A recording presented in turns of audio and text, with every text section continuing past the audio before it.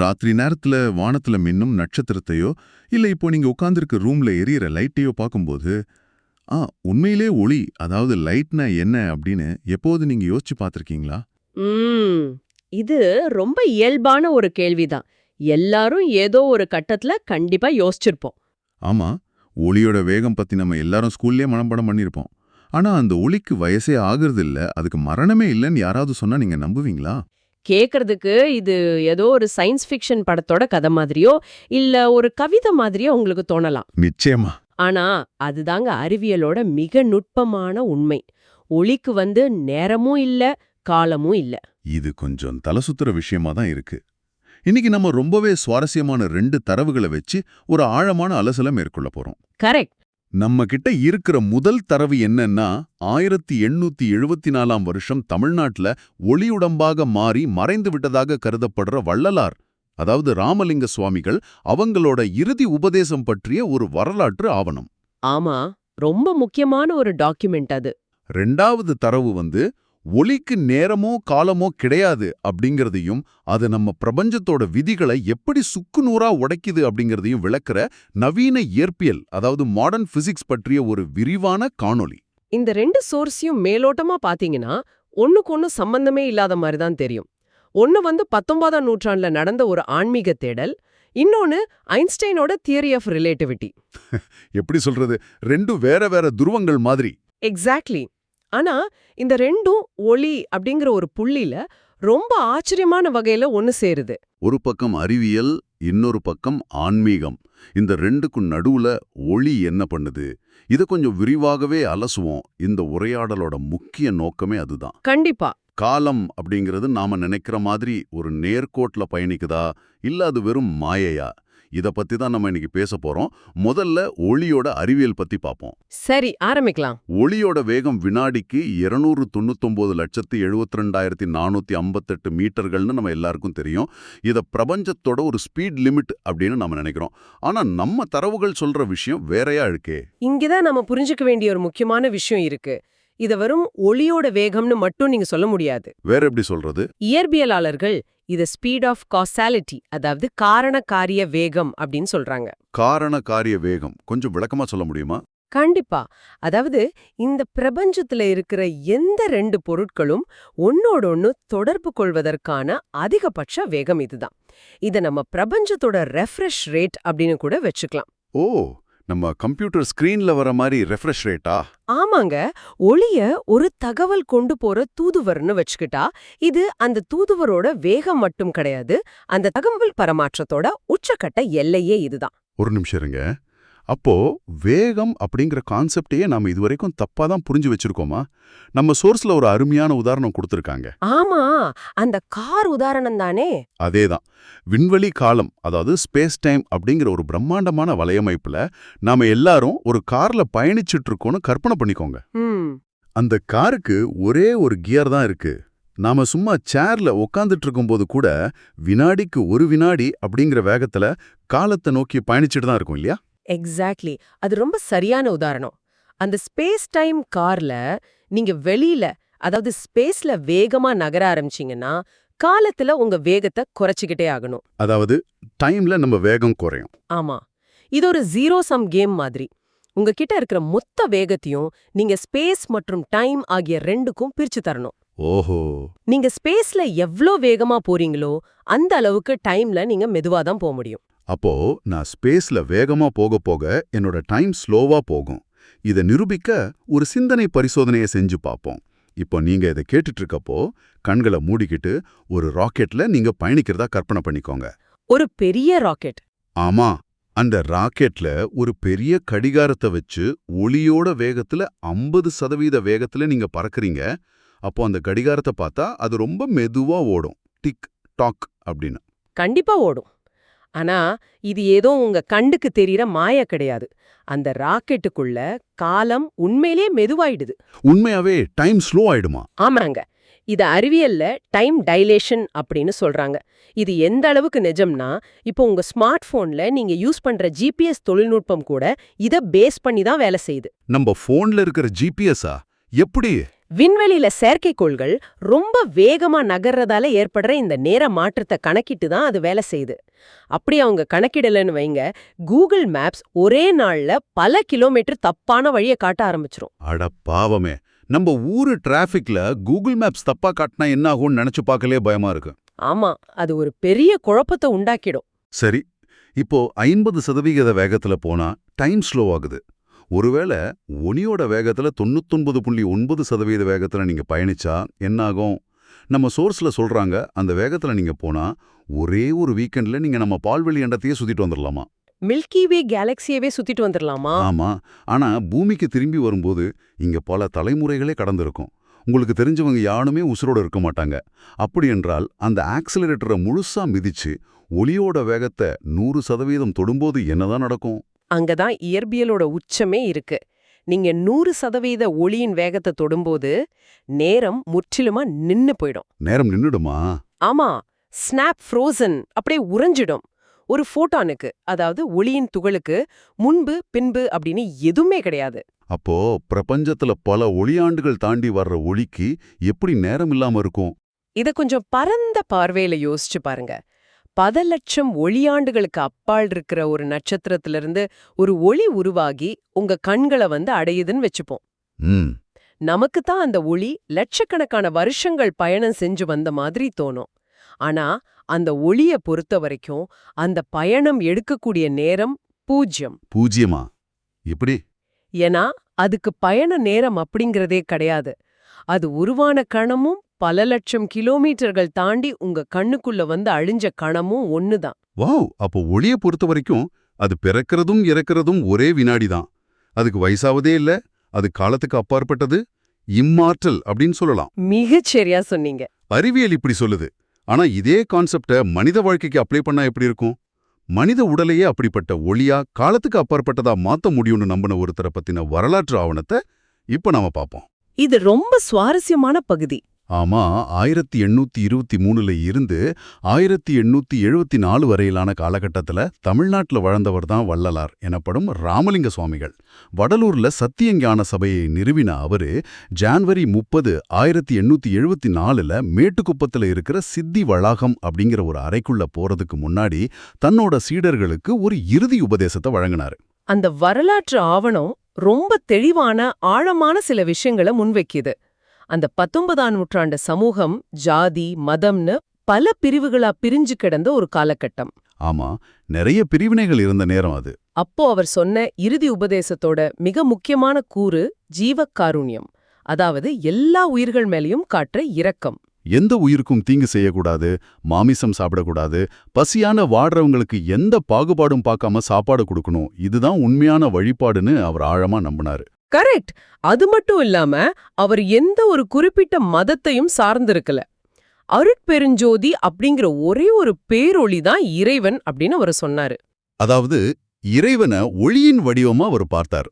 சாதி மத பிரிவினைகளையும் மூட நம்பிக்கைகளையும் கடந்து ஒரு தூய்மையான ஆன்மீகத்தை மக்கள் உணரணும் அப்படின்னு தன்னோட சீடர்களிடம் அவர் கேட்டுக்கிட்டாரு. இதுல ரொம்ப முக்கியமான விஷயம் என்னன்னா, அவர் உள்ளொளி தரிசனம் அப்படிங்கிற ஒரு கருத்தை முன் வச்சாரு. உள்ளொளி தரிசனம், அதை பத்தி கொஞ்சம் சொல்லுங்க. அந்த அருட்பெருஞ்சோதியை தியானிச்சு கருணை வழியில நடந்தா இந்த சாதாரண மனித உடல சுத்த தேகம் அல்லது பிரணவ தேகம் எனப்படும் மரணமில்லா பெருவாழ்வுக்கு கொண்டு போக முடியும்னு அவர் நம்பினாரு. ஓ, உடம்பையே ஒளியா மாத்துறதா? ஆமாங்க. சதையும் இரத்தமுமான இந்த உடம்பையே காலத்தால் அழிக்க முடியாத ஒளியாகவே மாத்த முடியும் அப்படிங்கிற ஒரு பெரிய தத்துவத்தை அவர் மக்கள் மத்தியில விதைச்சாரு. இது சாதாரண விஷயம் கிடையாது. இதோட உச்சக்கட்டம்தான் அந்த ஜனவரி 30ஆம் தேதி நடந்தது.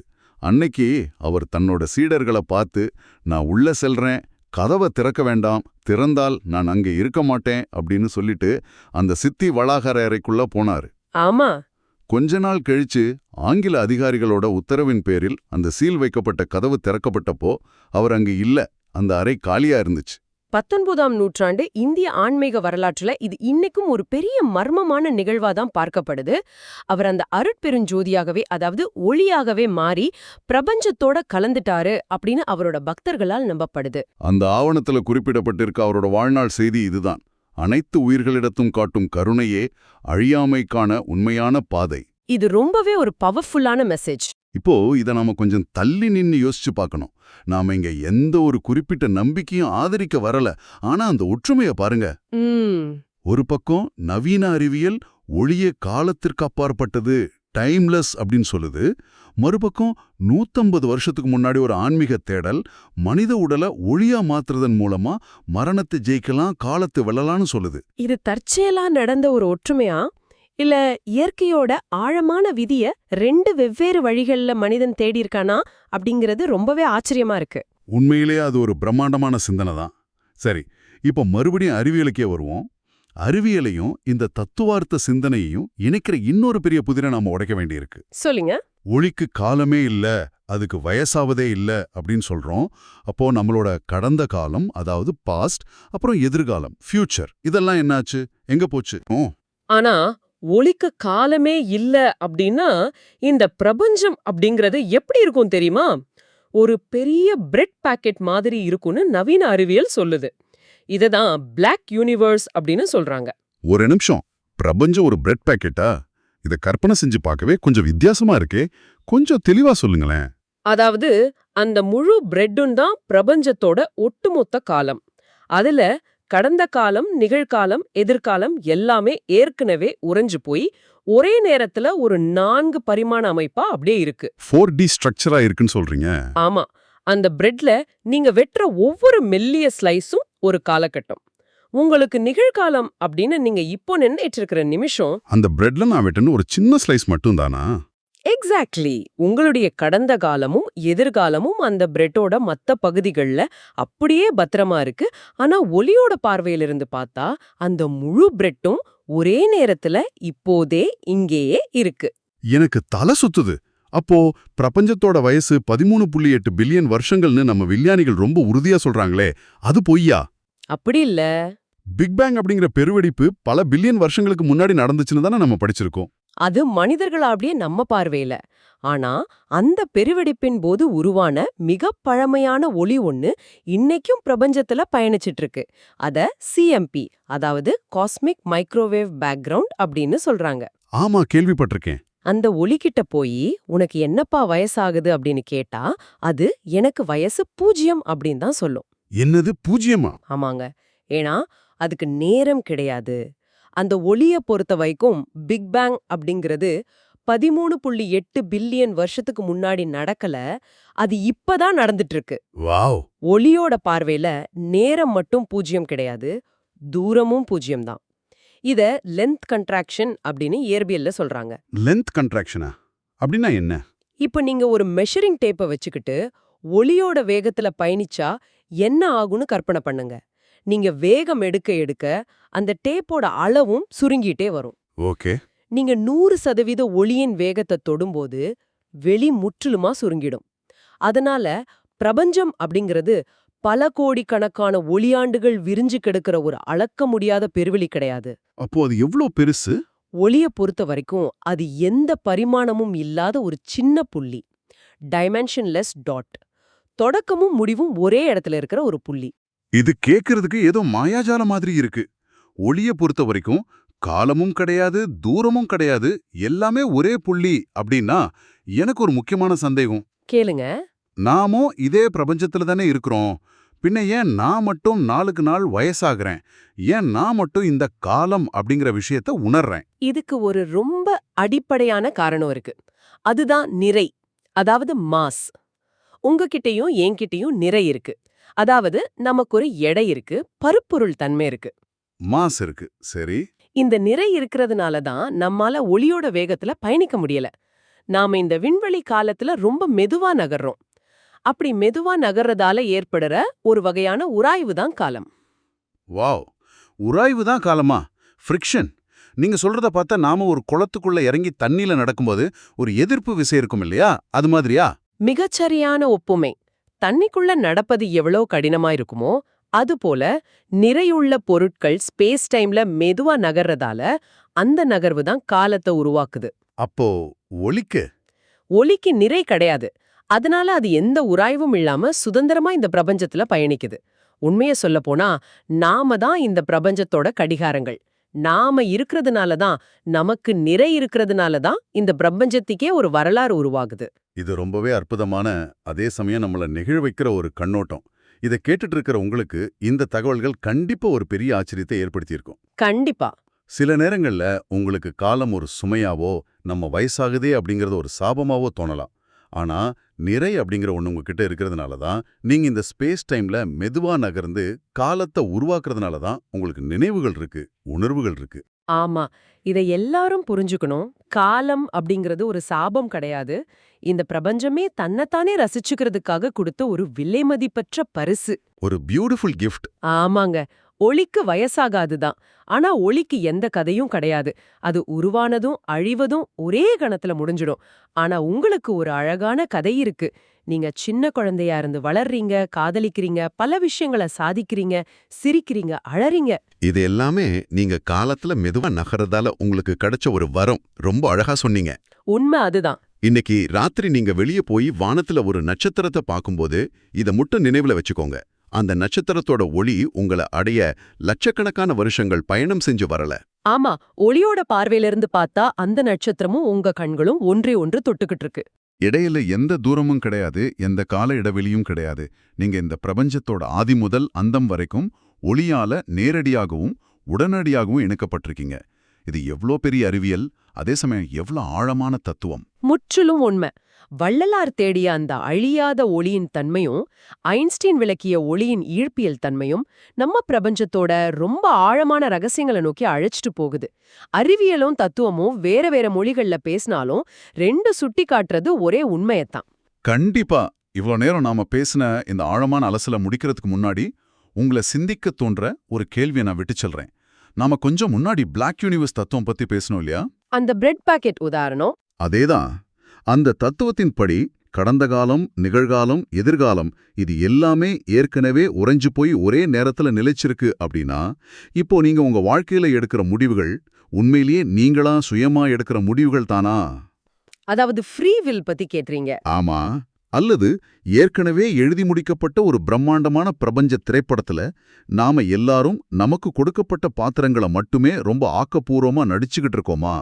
இத பத்தி கொஞ்சம் ஆழமா சிந்திச்சு பாருங்க. நாம இன்னொரு சுவாரஸ்யமான தலைப்போட அடுத்த ஆழமான அலசல்ல சந்திப்போம்.